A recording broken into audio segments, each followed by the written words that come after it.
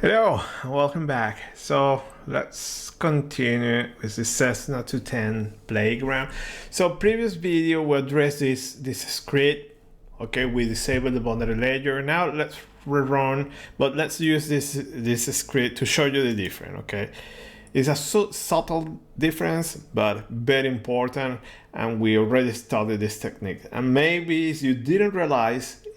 No, in the snappyHexMesh that we're using a lot of techniques that we used in the previous video. Okay, all the techniques, everything. So the last technique that I want to show you, I have it here.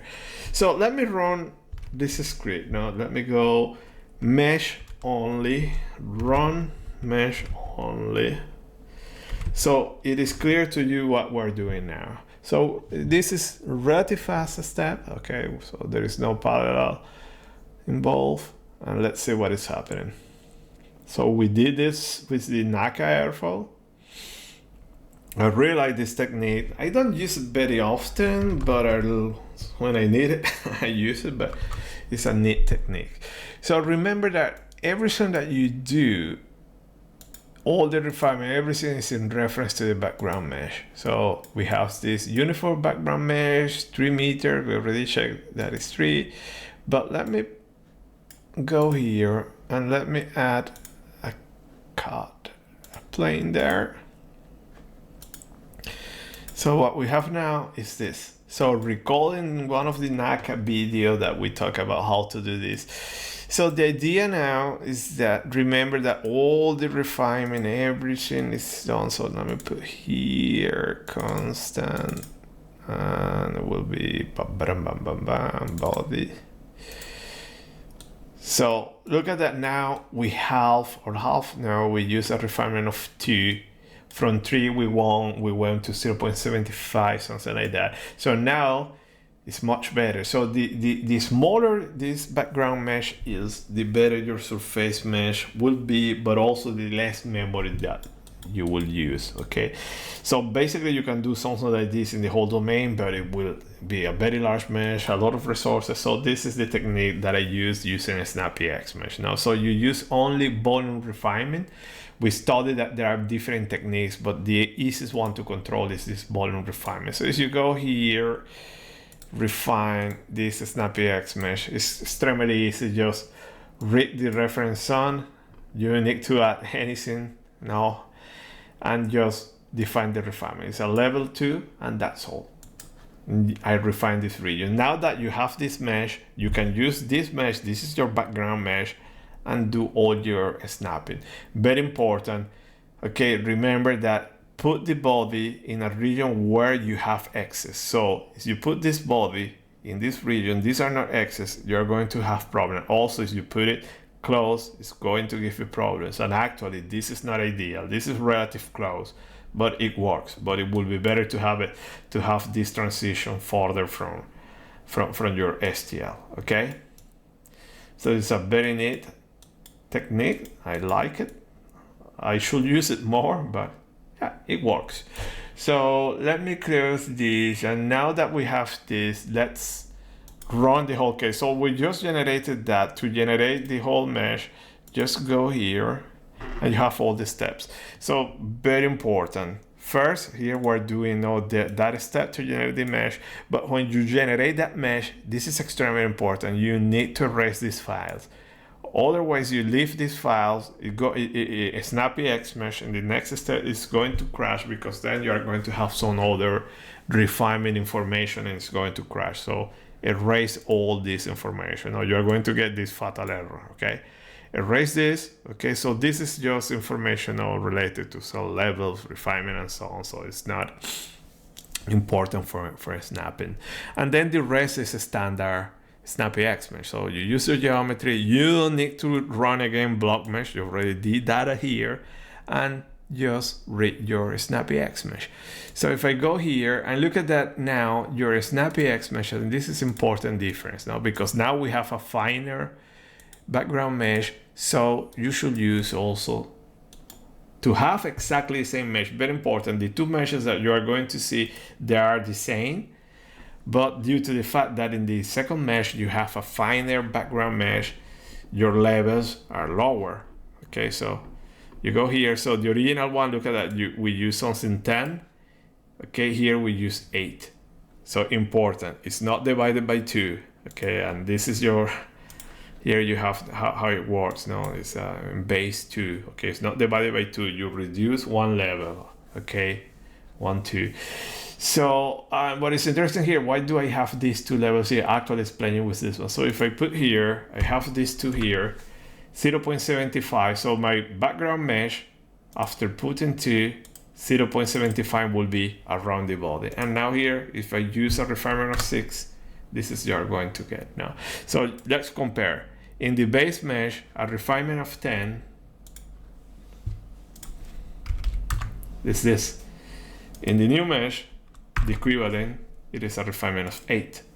It's not 5. Many people will say it's 8. Okay, so you put 9. So this is why I have these two cells there, just to do the comparison. Okay, and that's it. So as you keep reading, you will see everything is -2. Okay, so here you go 4, 4, 6, 6, and pretty much will be the same measures. Advantage is that you will use less memory, but also, well, you will have more space, more room to increase that refinement level. And usually that background mesh, the finer your background mesh is, the better will be the snapping. Okay, this stage will work much better. Okay, so this is what we're doing in this case. Okay, so let's run everything and leave on the boundary layer. Let's get everything, and this is the final technique. So as you see, even advanced techniques, everything enters in a very intuitive way, so it's not that intimidating. I would like to point out something. We're using OpenFOAM Foundation. Have in mind that you have the ESI version also. I have to say that in the ESI version, there are many more options for boundary layer. Okay, so maybe it's going to generate better boundary layer, but honestly, you have much options, and it can be a little bit confusing. Sometimes I use it. I have to say that EA can generate better boundary layers, but too many options, and honestly I don't like to waste my time in those options. I already have my defaults, but have in mind that OpenFOAM Foundation and ESI OpenFOAM, when it comes to snappyHexMesh, there are different options, and I have to say that maybe .com is a little bit more robust only for the boundary layer. The rest is exactly the same, nothing changed. Okay, so at this point, I think we can run this case. Something to mention? Yeah, there's nothing to mention here. So let me go run mesh. Background, refine, off you go. Remember that this script I'm using 28 cores, so depending on what you have, reduce it. And there you go, you have everything. It will generate the regions, and then you will have the last step that will be, if you want to create, the NCC, you can run this script and we'll do it. I'm not going to do it. We're going to visit. We have many videos to come, so we're going to visit that in some other videos. And also I have to point out that just in this series of videos for meshing, I think we have more than 70 or almost 80 videos up to this date, and basically we cover a video a week from 1 year, for more than 1 year. So as I mentioned, I recall that in the first video I was talking about that, and yeah, I can be 2 years now, a video a week, 2 years, and easily I can generate a series of video. And actually this case, it will take probably some 15 or 20 videos, so to show you a lot of actions. Okay, so everything is generating, doing final balancing. I know it will work. Remember that. Okay, so here you see that this is the boundary layer. Just by looking at this one, I know that I will have a nice coverage. And if I go here, and I didn't mention that I'm adding just 3 layers. So these are my parameters. Okay, so I have this was 2 and this was 0. Okay, so 0.75, it is the value next cell, and And actually no, sorry. It's 0.75 in the surface. What did I choose in the surface? I don't recall. Let me go system, snappyHexMesh. So body 4 and 6. Okay, so, and yes, 4 and 6. So if I use 4 here, okay, should be here. 4 off. I put here 0.75 4, and go here. See that you have 0.041. Okay, 0.041 3, or what should be 3? Okay, 4 or 6. Okay, now I'm a little bit 2.003. Okay, so the propeller is much finer, so I know it will work. We're above that value, so it should be so I put 4 here, and no, it should be, this value should be, okay, this should be this. Okay, and yeah, I think it's this one, 0.003. No, it's 6. Okay, so 0.041, 0.0341, and 4. Okay. Okay, I will check that later, but I have the coverage, everything perfect. Dun, dun, dun, dun, dun. You have all your patches, mesh code, 2 cells. Okay, this is not a big of a deal. Excuse me, it's also okay. So remember that these are small cells, by the way. You can identify these 2 cells. I don't recall what they are, but just 2 small cells. And in a previous video, we studied how to remove those cells. So maybe this can be a case that you can remove those 2 cells if they are not in critical regions. And at this point, let's go paraview. Yeah, I think paraview is okay. Low state,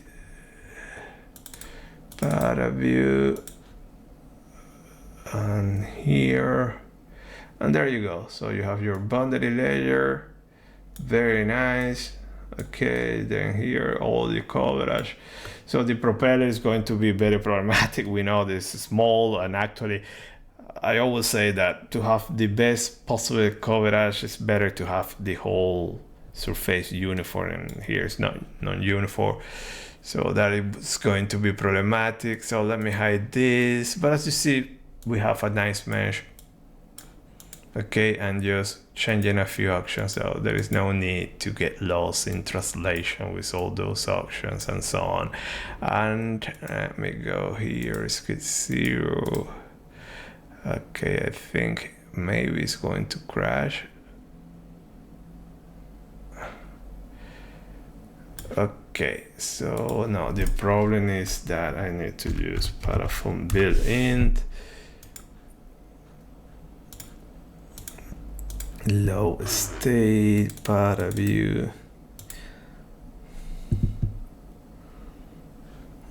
Okay, and go here, skip 0.